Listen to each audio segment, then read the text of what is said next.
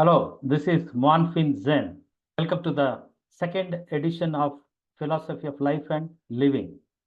Today's topic is about editing. Editing as an essential value of life. I would like to keep it a bit a peer level conversation, maybe from one idiot to the other. But when you talk about philosophy, things may sound a bit pedantic.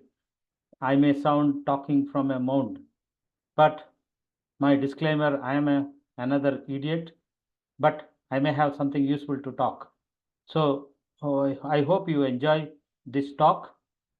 So let us get on with today's subject. So it is editing. Editing is an essential value to pursue. I'm not a master in editing. In fact, I might have started very late in my life. So one who learns to do editing early from on in life will do much better. So let us try to understand what is editing.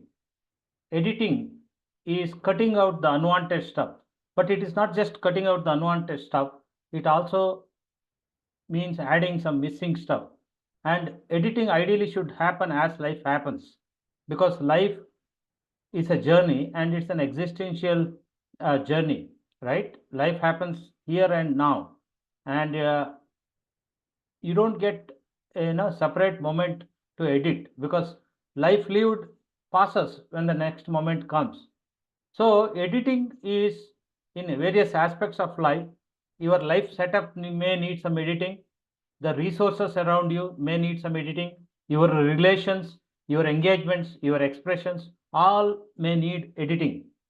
Living, involves just being, doing something, or becoming something. All this may need editing. And we all carry some baggage in our life. Trauma is the best example of the baggage we carry. Everybody else will recognize our trauma in action, but we kind of, miss it sometimes. So editing involves managing our trauma, dealing with our trauma definitely.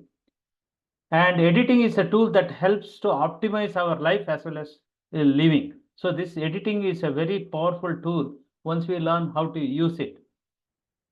Editing sometimes requires some sacrifice. Editing may need to give up on speed or efficiency or quantity to pursue or the volume to pursue. So editing sometimes may require you to step back, slow a bit and get a grip. So that is very important. Now, the best example editing one gives is sculpting a stone. See, a sculptor, uh, while sculpting a stone, he has an image of what the end product is. He just removes what is unwanted, and he does a great job of it. And I always wonder when I look at a sculptor, how come he is so precise? How come he does not end up removing more than what is wanted? Imagine a sculptor removes more than wanted, and let us say a nose becomes bit bent. He cannot go and paste another piece of nose there. So I always worry about a sculptor, uh, you know, sculpting bit too much, right? And that doesn't happen. That means a sculptor has a discipline of removing only the exactly what is unwanted, and to go slow at the later stages in sanding or refining. Another example of editing is in the sports. Let us take T20. T20, you have to score as many runs as possible per over. You have only 20 overs. So you would like to hit sixers, which gives 6 runs per ball, or a boundary, which is 4 runs. But in attempting to do so, you may get out. So there is an editing involved with respect to how much aggression, how much defensive, how to as just how to evaluate the ball that is coming, and how quickly you can use your reflex, use your technique, and prevail with your spirit. So a game like cricket can use editing a lot, ball by ball. Similarly, a performing art needs a lot of editing, because as the dance happens, it needs to be accurate, it needs to be effective. Now, life is bit more complex than a T20 game or a performing art. Life is far more complex and far more important. So imagine the power of editing in life once we learn how to use it. So why editing? I already talked about it. It's a complex performing art. So we want to optimize both the life aspect as well as the living aspect. And it is to balance and optimize across different dimensions of living, because life is very complex. There are different dimensions. We will get into some of those details later, and you would like to get into all those dimensions with an editing ability, balancing and optimizing across different opposites within these dimensions. See, life is filled with opposites. It's not just the opposites, it's a infinite shades of gray in between. So you need editing to manage this complexity when you engage in life. So let us try to understand the different dimensions of life and living. See, life at a simple summary level is being, just being or doing something, which includes expression also, or becoming, because I am here, I want to go there. So I need some transformation. So I may need some education, I may need some investment, I may need some touch-ups. So all this is part of our life. It is either just being or doing or becoming. So editing becomes useful in all these three aspects. Then life is all about self and the rest. We understand who is me, right? And whoever is not me is the rest, right? So there needs to be a balance between self and the rest. So how do we achieve this balance? Editing is a powerful tool. And when we talk about self or the rest, one way to appreciate this is look at both the self and the rest in four distinct realms. When it comes to me, it's very easy to understand what is my body, what is my mind, what is my heart or feelings, and what is my spirit. And similar realms exist around me, whether it's an object or a living being. You can sense the body or a material or the mind or the heart or the spirit, right? So outside also, like an institution is in a mind around you, or an artistic expression around you could be about feelings and therefore the heart. And the spirit is there all around, whether it is living beings or non-living beings. And having a pet at your house elevates the spirit within you and inside your house. It's just a crude example I'm giving. So the editing comes both at self and the rest, and the interaction or the relation between self and the rest. Now comes the time dimension. Time, usually the most important time is present. Nothing like present. Present is now, and now it's so fleeting, you cannot catch it. It keeps running. And then there is a past as well as future. So the present is always connected to the past and future. So there is a continuity between the past to present, present to future. And the editing is very useful here. When you look at the time alone, we talk about years, right? A man may live, let's say, 80 to 100 years, right? Then months, weeks, days, hours, minutes, seconds. I will not go below seconds. So these things keep happening, right? There is a circular nature and there is a forward nature here. So how do I ensure editing within the time dimension? There is a perspective difference between a 20-year-old youth and an 80-year-old elder person, right? So when you are at 20 years old, you may say, okay, I have 60 more years ahead, I have a lot of time. But an 80-year-old person may say that I am already in a bonus period with respect to life. So editing is useful at all stages, the life that is upcoming and the life that is remaining.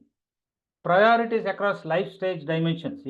We go through different life stages, being a baby, then a child or a kid, teenager, young adult, middle-aged, elder, very elder.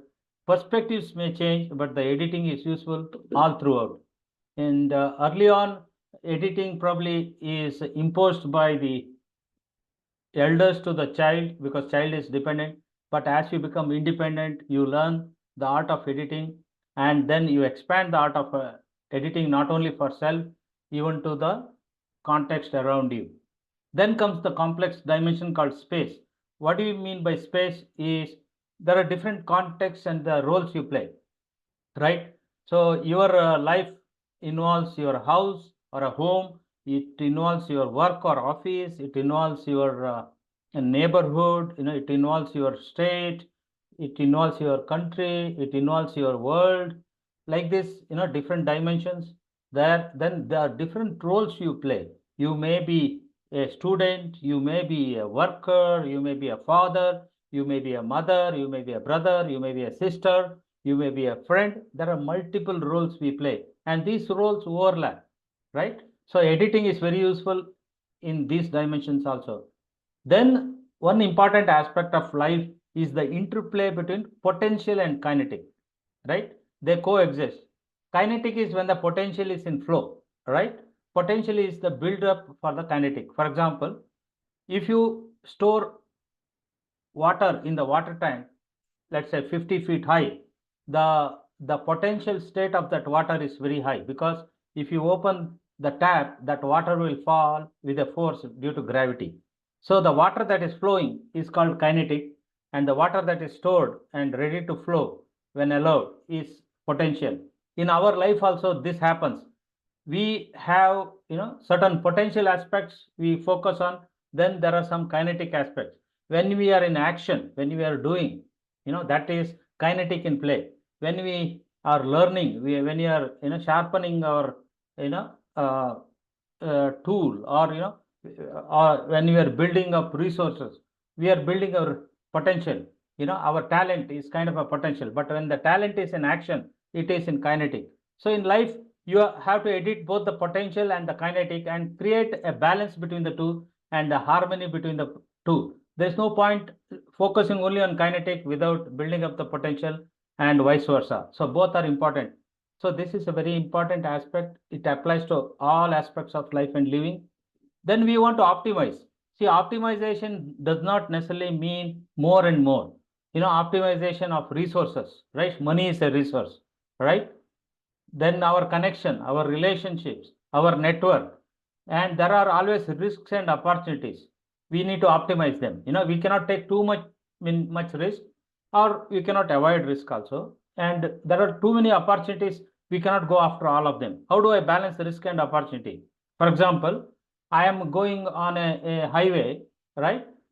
The going on a highway probably needs a 65 miles per hour speed, and that is quite risky if I get into an accident. But the seat belt I wear and the type of the car I use may protect me from death if that accident happens.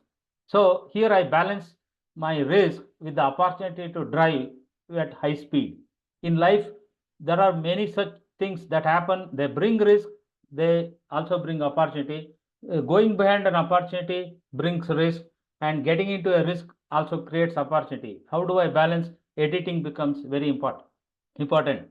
Then we need to conserve. We have to conserve money, we have to conserve relations, we have to conserve our energy, our health. Then sustainability, we cannot do something so extravagant, and our ability to sustain should not be lost, whether it is environment, whether it is money or relationship, energy, health, all this sustainability is always important. So editing as a tool, it becomes very important. Moving further, living is a long dance between the opposites. So we talked about the opposites. So let us understand the dance between these opposites. So we say opposites more from a polarity perspective, but there are various shades of gray in between. So we cannot only look at things as black and white. For example, the black and white comes with various shades of gray. So when I am having editing as a tool, I need to be aware of these opposites in play, not just as two polarities, also with different shades of gray.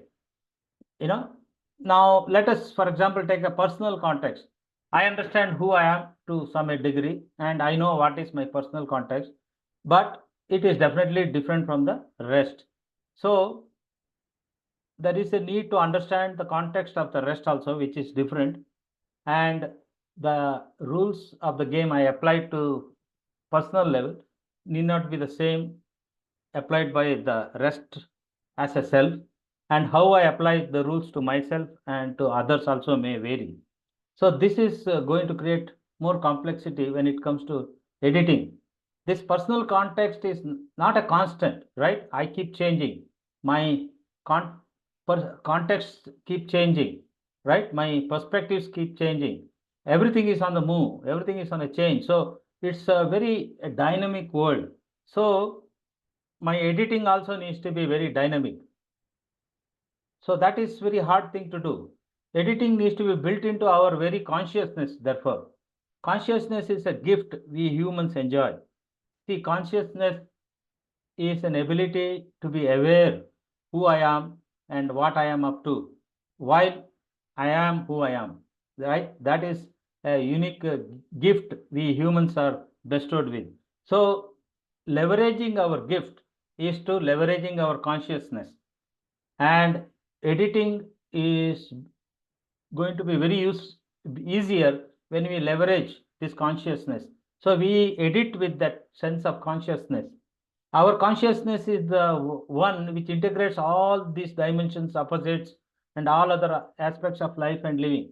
Though our life is very complex, which is can be confusing, it can be daunting, and it could be exhilarating. All together, our consciousness is the seat of comfort from where we can integrate all of this and make sense. So consciousness is the base we go back for, improving our editing abilities in life. So there is no point of talking about consciousness without commitment to editing, because one of the important characteristics of consciousness is ability to edit, right? Editing happens the best when our all four realms are at their best and balance, right? We talked about body, mind, heart, and spirit within self as well as around us. We leverage all these four realms to do the best balancing or the best results. So that is how the message comes in editing is leverage your consciousness, and that is where the editing happens. Now let us talk about different types of editing. Mastery is something that everyone is capable of and deserves to aim in a particular field or a particular aspect of life. So one aspect of mastery is there is no need to edit as things happen. It may be an ideal notion, but it is possible. No need to edit is the best way of editing in life, right? Is there a way I can be or do or become in a manner that in the process of there is no editing required? Is the ideal notion we could aim out there. So best editing is no need for editing. It's not so easy, but over a period we can build that ability. Editing can vary from doing nothing. Sometimes editing means doing nothing, or sometimes doing many things together. Editing as you be or do or become is the best thing to do. In other words, as things happen, if they come in an edited form, that will be ideal. See, if you look at making a film, they take a camera, they shoot various scenarios, then they get into a room and cut the films and change the sequence, then they edit, and then they present you a best piece, hopefully very entertaining for you. So there you have the luxury of editing in the background and after the fact of your acting. Whereas in life, the best way to do editing is as it happens. Sometimes it may not be possible, then you may take a break and edit so that your next iteration of life is better edited. So that is something we need to be aware of. Sometimes editing may have to compete with speed, efficiency, getting more done, achieving more. There is a trade-off in editing. For example, if I am on a highway, if I have to drive safely, I need to anticipate potential mistakes of the oncoming vehicle or the associated driver.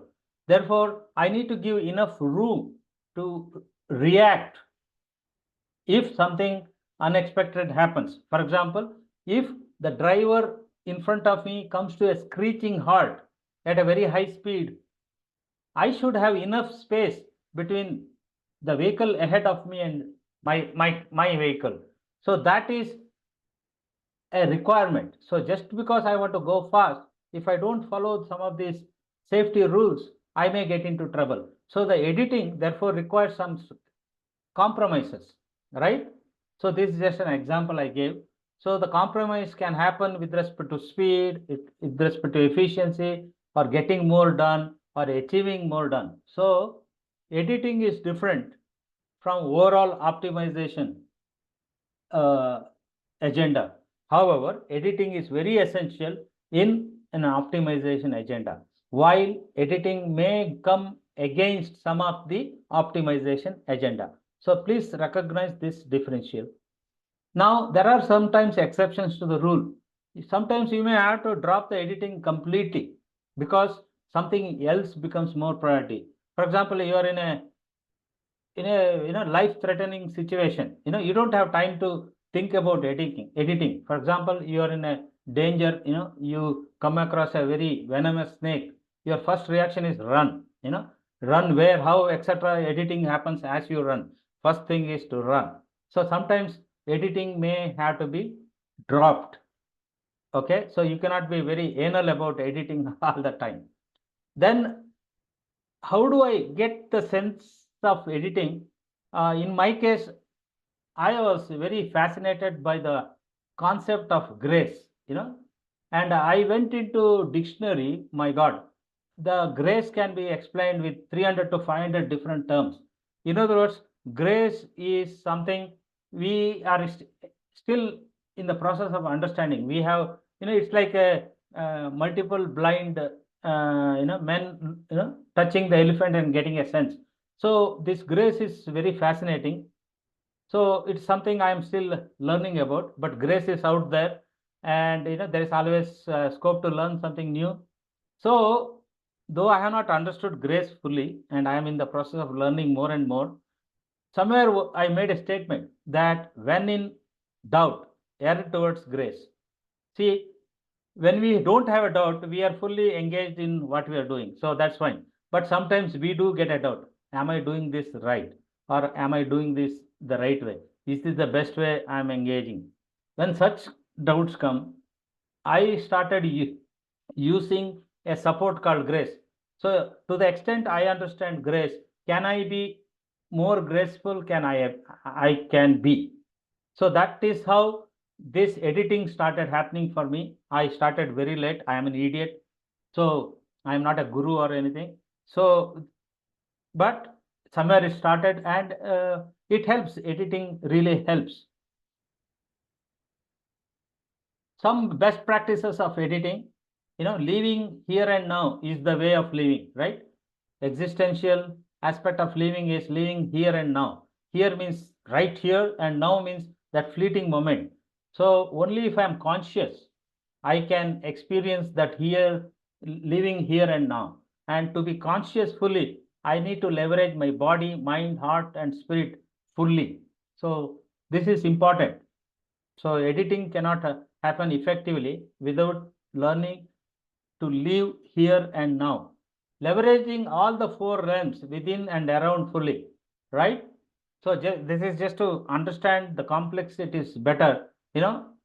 When it comes to myself, it is body.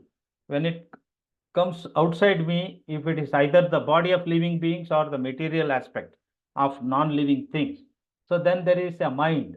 There is a mind here, mind outside also. Then there is a heart within me and heart outside. There is a spirit within and there is a spirit outside. So how these four realms, react and engage among myself is as important as how they interact outside, and how myself and the rest will interact, which is very complex. And this is the way I get to learn editing better, by getting into these dynamisms. So a couple of examples, people talk about mindfulness, ensure mindfulness, stay connected and related, stay connected and related. Health is an important aspect, energy, grounding, balance, harmony, peace within. These are all different aspects of, ability to edit better. Deal with your built-in trauma. Trauma happens. You cannot run away from trauma because we are in an imperfect being, in an imperfect world. So shit always happens. And some of that shit leaves a residue either on your body or mind, and therefore these residues on your body and mind can restrict your ability to exploit the heart and the spirit. So this trauma is useful to understand and manage the trauma, right? You may not be completely able to eliminate it, but it's easier to manage it than become victim of your own trauma. So do not become blindsided about your trauma. Everybody has trauma, and that trauma sometimes takes over. So it's better you take over and tame that trauma and manage it. That is very important part of editing. Clarity on any journey one takes. See, life is a journey by itself. Then life has infinite journeys in its own, small or big. So every journey has a particular characteristic because each journey is kind of a mission or a project or a program, right? So it has a purpose. It deserves a strategy to achieve that purpose. Before strategy, it needs to have a vision, a powerful vision, so that purpose can be achieved, easily. Then vision implementation needs a strategy to which a plan needs to be developed, and execution is required, review of execution, course correction, so that the purpose eventually gets implemented through the implementation of the vision. So this kind of a discipline is very useful for one to become very effective in editing. So be aware of your journeys and go with a sense of rigor in these journeys with the clarity of purpose, vision, strategy, plan, execution, review, and necessary course correction as it is needed. Then it is not just one journey we take multiple journeys across multiple roles, multiple dimensions, and multiple opposites in play. So there is a clarity needed across the journeys, right? There is a give and take across the journeys. The different journeys are in different stages. Different journeys are in different maturity stages. So different challenges are there, different opportunities are there, different risks are there in different journeys. So editing then therefore becomes complex, right? You cannot just be linear about your editing abilities. It becomes non-linear beyond a point. Pursuit of excellence is one good trick to become better in editing. Being the best you can be, is a good attempt to do better editing. You can never be perfect. You will always have some shortcomings, but your commitment to the excellence, your commitment to be the best you can be, helps you to learn the art of editing as you go. The personal brand therefore happens, you know, so, see, when you commit to a pursuit of excellence, you commit to a personal brand, then an intentional life happens, right? There is there is an intention behind what you do, and behind that intention, the consciousness becomes very, acute, and therefore your editing also improves, right? But recognize there are some limits to your editing. Okay, there can be some limits also, and some limits are self-imposed and some are coming from outside. See, as you age, you become someone, your character becomes saturated a bit, and you become something you like it, whether it has some shortcomings or so. So beyond a point, you'll say, yes, there is scope for editing, but I would rather not edit because I have fallen in love with who I am, with its shortcomings, etc. So somewhere, though you are aware of opportunities for editing, you may sacrifice editing altogether, saying this is good enough. That can also happen. But until that happens, be very, thirsty about editing. Do the best you can do about editing. Some homework before we wind up. If you like this topic and if this topic is relevant to you, if you feel, and if it inspires you to do something better about your own life and living, I would say reflect on who you are and what is your life all about, right? It may not be all clear initially, but any effort you spend, any energy you spend will end up with more clarity than what you have today or so far. So how much change you like to pursue here? You know the things that are going on. Some are good, some are bad, some are hopeless. Among all this mess, what is that clarity you get about certain changes you can go after?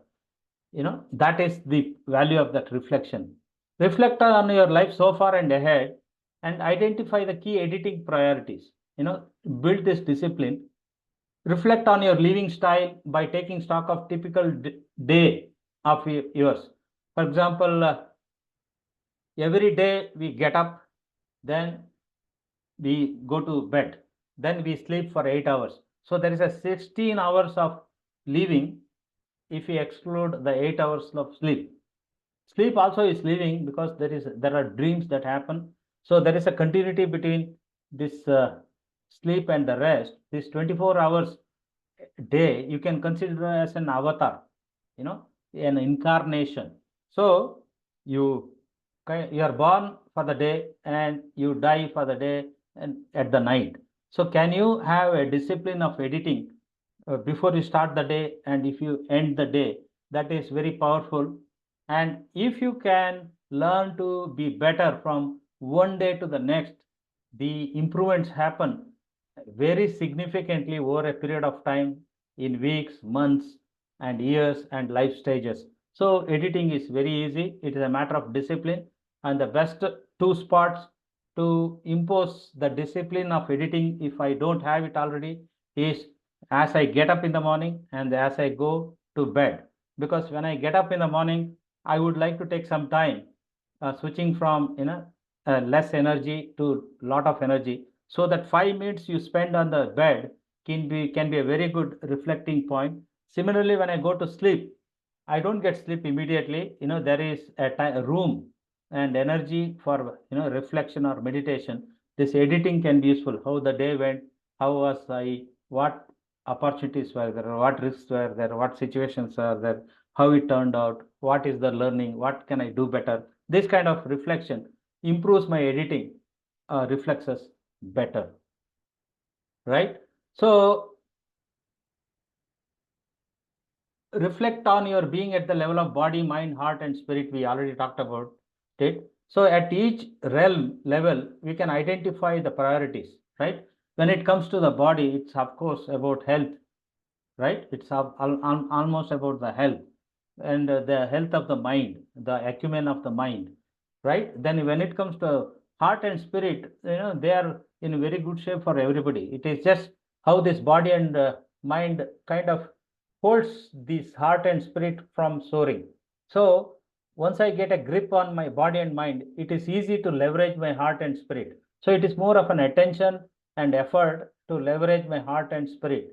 So we don't need to think heart and spirit in any pathological way.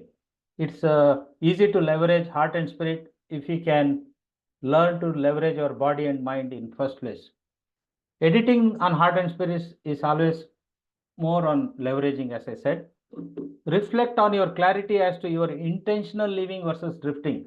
Most of the time we want to live intentionally, but sometimes we have to drift. Imagine there is too much rain and there is a flood. You got caught into the flood. Your priority is to keep on going with the flood and surviving that flood. So in life, it is like drifting. Sometimes life takes you somewhere without your control in it. So you go with it. You surrender to it, go with it. Slowly you learn to float. You learn to come to the edges and then recover and rebuild your life. That happens. So most of the time, you are in control. That is when you have to have an intentional living. How do I want to live this? Am I living as per my plan? Am I putting my efforts? Am I putting my focus? What are my priorities? It's all part of my consciousness and editing abilities. Reflect on your style of intentional living and the scope for improvement, therefore. So that we come up with different styles depending on where we come from, how we came from, where we are going. There's a difference between each one of us. So the best guide about your own intentional living is yourself. You are the guru. Even though you are an idiot, you are the guru. There is no better idiot than yourself to be the guru for yourself. All other gurus around can be only source of inspiration, knowledge, or wisdom. But nobody can guide your life as best you can. So, though you are an idiot, you are also a guru. So, intentional living is very useful to pursue, and therefore your editing abilities also improve. Then with all that clarities, you develop your editing roadmap and have a personal guide for editing, with some priorities, some, clues, some symptoms, etc., etc. So that is the homework. If you are convinced about this talk, then I think you will commit to this homework. Otherwise, don't worry about it. We come to an end of today's conversation. Uh, I would like to repeat the general disclaimers. The topic I talk in this series can be very mature. So maybe it is better you are of age 18 and above, or you have permission from your parents to listen to this. See, knowledge is always good, but it's also a poison fruit because it has its effects, side effects sometimes, mostly good, or sometimes it's even bad. You know, MonFinZen is here to trigger your own philosophy of life and living. It is not a recommendation to follow me or repeat my mistakes or anything like that. This conversation is a trigger for you to become a better person you deserve to be. That's all. And the final warning is beware, you may not be the same after listening to these episodes. And hopefully for it is for the better. But even if you do nothing in life, you tend to be not the same. So don't worry too much, but just wanted to give an attention to that aspect.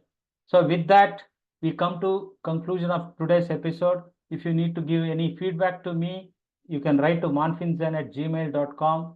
So I hope this episode has been useful. There will be more episodes coming. And again, all the episodes will be more at a peer level, an idiot to idiot. I am no guru, though there seems to be sometimes a tone as if I am the guru, a better person than you. It is unintentional. It's just my faith and my commitment to what I'm saying. And that's all. So don't read more than that. I enjoy doing this, and this is part of my legacy because I am now a 60-year-old. I have lived a life, whatever it is, but I come to appreciate whatever life is left. And one of the appreciation is to leave behind what I have gained, what I have learned, however minuscule it is, however pathetic it is, however uh, unimportant it is. I would like to leave behind a mark, and this series is one such efforts. I appreciate your patience and your commitment of time and energy for this. I will see you next time around. Until then, have a great life. Thank you.